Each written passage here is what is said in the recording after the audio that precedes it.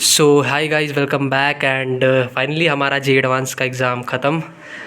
भाई टेंशन ख़त्म हो गया। मतलब एक अलग ही लग रहा है कि यार हम लोग आज़ाद हो गए एक चीज़ से, है ना। इतने टाइम से भाई हम लोग लगे पड़े थे एक चीज़ में एंड फाइनली हमारा एग्ज़ाम भी ख़त्म हो गया। तो बात कर लेते हैं भाई, सीन क्या हुआ मेरे साथ। पेपर से पहले, है ना, कल रात को मुझे नींद नहीं आई लिटरली। मैं सुबह 3 बजे सोया हूँ और 4:30 बजे उठा हूँ। 3 बजे तक मैं 10 बजे से सोने की ट्राई कर रहा हूँ एंड 5 घंटे मतलब 3 बजे तक मुझे नींद नहीं आई। एंड पता नहीं भाई क्या ही अलग टाइप की एंग्जाइटी थी। मैं 10 बजे तक बिल्कुल एग्जॉस्ट हो चुका था। मैं बाहर चला गया था, बहुत से मैंने चला था एंड मैं अपने आप को बहुत ज़्यादा थका लिया था। सोचा था कि मैं ऐसे थक जाऊँगा तो नींद आ जाएगी, बट मुझे नींद नहीं आई। एंड उसके बाद फिर मैं बहुत ट्राई कर रहा था भाई कि नींद आ जाए, नहीं आई नींद। 3 बजे तक मैं ऐसे ही मैं स्ट्रगल करता रहा नींद आ जाए, बट नहीं आई। तो मैं ऐसे ही तो बीच बीच में क्या करता था, नोट्स वगैरह पढ़ लेता था कि सोचता था कि अगर पढ़ने बैठ जाएंगे तो नींद तो आ ही जाएगी, बट नहीं आती थी भाई। तो 3 बजे मेरे को नींद आई, पर मेरे को उठना तो 4:30 बजे या 5 बजे के आसपास था। तो मैं 1.5 घंटे सोया सिर्फ, और वही 1.5 घंटे सो के मैं एग्ज़ाम देने गया हूँ आज। और भाई जो मेरी हालत ख़राब हुई एग्ज़ाम में हॉल में, मैं क्या ही बताऊँ। तो अब पेपर की बात कर लेते हैं। तो पेपर 1 जो था स्टार्ट हुआ था, उस टाइम पे मेरा दिमाग बहुत ज़्यादा थका हुआ था। और जैसे भाई एग्ज़ाम शुरू होने से पहले वो सब आता है ना, पेपर का पैटर्न, वो 20 मिनट का टाइमर चालू होता है। उस टाइम पे मैं लिटरली सो गया था। मतलब मेरे को नींद आ गई थी ऐसे करके। मैं ऐसे तुरंत लेटा, मेरे को नींद जैसा आ गया। तो मैं मतलब अचानक से मैं उठ गया था बीच में ही। तो फिर देखा कि यार ऐसे सोएंगे तो फिर फालतू फ़ोकस नहीं बन पाएगा। तो मैं बिल्कुल बैठ गया एंड फिर मैंने पेपर अटेम्प्ट करा। तो पेपर की बात करें तो पेपर जो था, पेपर 1 वो मतलब थोड़ा सही था। मतलब पेपर 2 तो काफ़ी ज़्यादा टफ आ गया था। पेपर 1 जो था वो डुएबल था। मतलब फ़िज़िक्स तो फिर भी डुएबल नहीं थी दोनों पेपर की। दोनों पेपर की फ़िज़िक्स मेरे को बहुत ज़्यादा टफ लगी। एंड ये चीज़ में मैं गलत हो सकता हूँ कि मैंने पेपर 1 में फ़िज़िक्स में ज़्यादा ट्राई नहीं करा था। मैंने मतलब ज़्यादा क्वेश्चंस मैंने अटेम्प्ट करने की कोशिश भी नहीं करी, क्योंकि मेरे को पेपर 1 में केमिस्ट्री बहुत ही स्मूथ हो रही थी, तो मैं वही कर रहा था। एंड ना मैं पेपर 1 में फ़िज़िक्स अच्छे से कर पाया, ना ही मैथ्स अच्छे से कर पाया। तो पेपर 1 मेरा बहुत ही ज़्यादा कह सकते हो फालतू सा गया, क्योंकि मैंने सिर्फ केमिस्ट्री अच्छे से करी। मैथ्स और फिजिक्स में मैंने बहुत ही कम क्वेश्चंस करे। और जैसे मैंने कम क्वेश्चंस करा, मेरे को डर बैठ गया कि यार subject wise cut off clear कर पाऊंगा कि नहीं कर पाऊंगा। तो मैंने पेपर 2 में स्टार्ट कर दी मैथ्स से। एंड भाई लकीली मैथ्स आसान थी पेपर 2 की। मतलब मेरे से क्वेश्चंस बन रहे थे, पैराबोला के कुछ कुछ क्वेश्चंस थे, है ना। और इलिप्स का भी एक सवाल था जिसमें 2 इलिप्स के मतलब पॉइंट ऑफ इंटरसेक्शन से ओरिजिन से कुछ मतलब ऐसा डिस्टेंस पूछा हुआ था, आई गेस। हाँ, कुछ मतलब टेंजेंट का ही कुछ सवाल था, इलिप्स का और एक पैराबोला का था। वो दोनों मैंने कर लिया था। एंड पेपर 1 में एक ये 3D का एक सवाल था, प्लेन का इक्वेशन, वो सब तो निकालना था। उसमें 2 ऑप्शन सही थे, वो मैंने कर लिया था। एंड भाई और भी कुछ आसान थे, पीएनसी के कुछ सवाल थे, पता नहीं मेरे को वो क्लिक नहीं कर रहा था। पीएनसी का एक सवाल था, है ना, पेपर 2 में भी था, पेपर 1 में भी था। पेपर 1 का तो थोड़ा शायद अलग सा था, पेपर 2 वाला आसान लग रहा था, बट वो हो नहीं रहा था मुझसे। फिर फंक्शंस के कुछ सवाल थे जिनमें वो क्या बोलते हैं, वो सब नहीं था।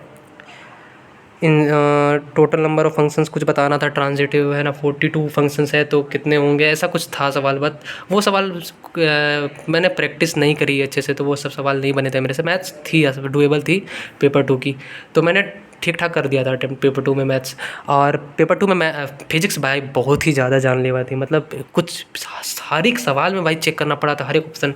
मतलब भयंकर फिजिक्स थी भाई। एंड कुछ अगर आसान सवाल डाले थे उन्होंने, तो भाई कैलकुलेटिव थी सारी। और वो एक क्वेश्चन था, क्या बोलते हैं उसे, ड्रिफ्ट वेलोसिटी वाला। उसका मैंने भाई बहुत ज़्यादा टाइम लेकर आंसर निकाला। एंड आंसर मैच तो कर गया, बट पता नहीं वो सही है कि गलत है। उसका आंसर 0.208 आता है, ऐसा कुछ आता है। वो मतलब ऐसा कुछ था कि सेटअप दे रखा था, है ना, ईएमएफ दे रखा था, उसका इंटरनल रेजिस्टेंस दे रखा होता है। एंड वो I is equal to we ना लगा के फिर आई की जगह पे, है ना, वो ईएमएफ अपॉन रेजिस्टेंस करते हैं। तो वो चीज़ करके मैंने कैलकुलेशन करा था एंड उसका आंसर 0.208 ऐसा कुछ आ रहा था। अब पता नहीं वो सही है कि गलत है। आप लोग नीचे कमेंट में बताना आप लोगों का क्या आंसर आया था उस क्वेश्चन का। और भाई फिजिक्स में बहुत अच्छे अच्छे सवाल थे। एंड वो सब सवाल ऐसे क्यूएफटीज़ के कुछ कुछ ऐसे सवाल मेरे को लग रहे थे कि शायद वो एकदम एग्जैक्ट मैच कर रहे थे। एक सवाल मेरे को याद आ रहा है, रेडियो एक्टिविटी का। वो सवाल एग्जैक्ट क्यूएफटी का क्वेश्चन था, बट मेरे से वो नहीं बना, मैं कन्फ्यूज़ हो गया 2 ऑप्शन में, तो मैंने उसको छोड़ दिया। और पेपर 2 की केमिस्ट्री भी काफ़ी अच्छी थी, मॉडरेट टू टफ कह सकते हैं। फिजिकल बहुत अच्छी थी पेपर 2 की। उसमें फिजिकल में एक वो सवाल था, मोलर वॉल्यूम पूछ रखा था उसमें, मतलब पार्शियल प्रेशर दे रखा था, मोलर वॉल्यूम दे रखा था, मेरे को समझ नहीं रहा था उसको कैसे अटेम्प्ट करना, मैंने उसको छोड़ दिया। बट उसका जो सेकंड पार्ट था वो तो काफ़ी आसान था। वो मतलब पैराग्राफ में था वो, और पैराग्राफ वाले में नेगेटिव मार्किंग नहीं थी। और हाँ, इस बार तो भाई उन्होंने तो पैटर्न भी बिल्कुल अलग सा ही कर दिया, किसी में भी -2 नहीं थी। तो ये चीज़ मेरे को अच्छा लगा, मैंने अच्छे से पढ़ा था सब चीज़ की, हाँ चलो ठीक है -2 नहीं है, क्योंकि भाई बहुत टाइम मिल जाता है यार पैटर्न वगैरह पढ़ने के लिए, कितने क्वेश्चन आ रहे हैं। और पेपर 1 में सारे 4 सेक्शन थे, और चारों सेक्शन में 4-4 क्वेश्चन थे, तो टोटल 16 क्वेश्चन वैसे हो गए थे। एंड पेपर 2 में आई गेस मतलब पैराग्राफ तो में 4 सवाल थे, और न्यूमेरिकल वाले में शायद 4-5 थे, ऐसा मतलब मेरे को ध्यान नहीं आ रहा, मतलब इसमें अलग अलग थे। एंड पेपर 2 में पैराग्राफ और न्यूमेरिकल में नेगेटिव मार्किंग नहीं थी, बट पेपर 1 में सिर्फ न्यूमेरिकल वाले में नेगेटिव मार्किंग नहीं थी। और -2 तो किसी में नहीं था, मतलब नेगेटिव बहुत ही कम था इस पेपर में, देखा जाए तो कट ऑफ शायद हाई जा सकती है इस वजह से। एंड मैथ्स भी डुएबल आ गई पेपर 2 की, तो इस वजह से मेरे को काफ़ी चांसेस है कि मैं कट ऑफ हाई चल जाएगी पिछले साल के मुकाबले। बट एक चीज़ है कि भाई फिज़िक्स भाई अच्छी लेवल पे ही आई है ना। फिज़िक्स को आप नहीं बोल सकते कि काफ़ी आसान थी, ऐसा बिल्कुल भी नहीं था। फिज़िक्स अच्छी लेवल पे थे, एंड कुछ कुछ क्वेश्चन थे बीच में जो हो सकते थे। बाकी वही है कि भाई एग्ज़ाम प्रेशर में वो क्वेश्चन ढूंढना एंड करना काफ़ी मुश्किल हो जाता है।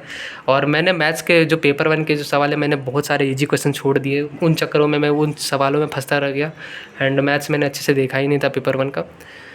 तो अब देखो भाई, जो गलती हुई सो हुई। एंड भाई मैं एक ही चीज़ बोलूँगा, मेरे से ज़्यादा एक्सपेक्टेशन मत रखना कि मैं क्लियर कर दूँगा, ऐसा कुछ भी नहीं है।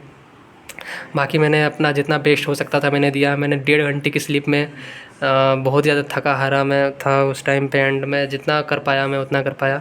बाकी अब मैं बिल्कुल अब फ्री हूँ, एंड मैं मतलब अब मेरे को हल्का फ़ील हो रहा है कि चलो ठीक है, एक एग्ज़ाम था, सालों से मेहनत था, एंड फाइनली वो अब जाके ख़त्म हुआ है।